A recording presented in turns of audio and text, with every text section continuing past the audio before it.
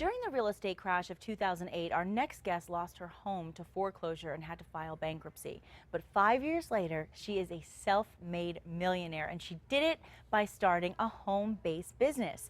Businesswoman and author Tracy Walker joins us this morning. I'm so proud to have you here. Oh, thank you. It's a pleasure. What an inspirational story, and I think you are going to set a great example for people out there who are going through tough times. So first, let's tell everybody a little more about your story and just how you decided to start over with a home-based business.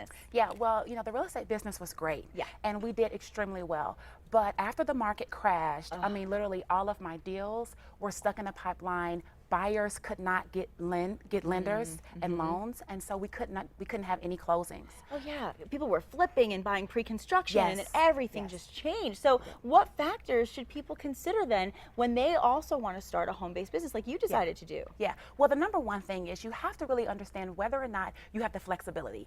The average person is still working a full-time career or a job, and being able to put in at least 2 to 3 hours a day is going to be major. Yeah.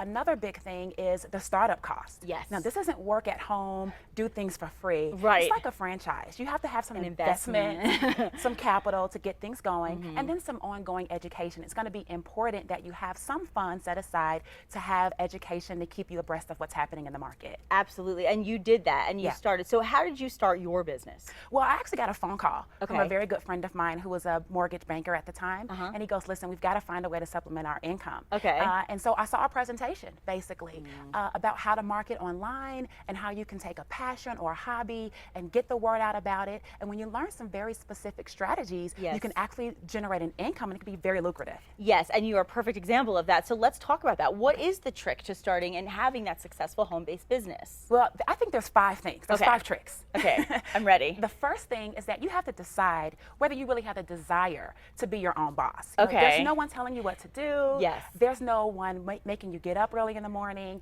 and there's no one holding your hand, so to speak. Right. So you have to have self-initiative. You have to have that because otherwise the accountability factor is gone. That's right. You've got to be accountable for yourself. True. The second thing is you've got to find a mentor, someone who's already gone down the road that you want to go, and actually learn from them.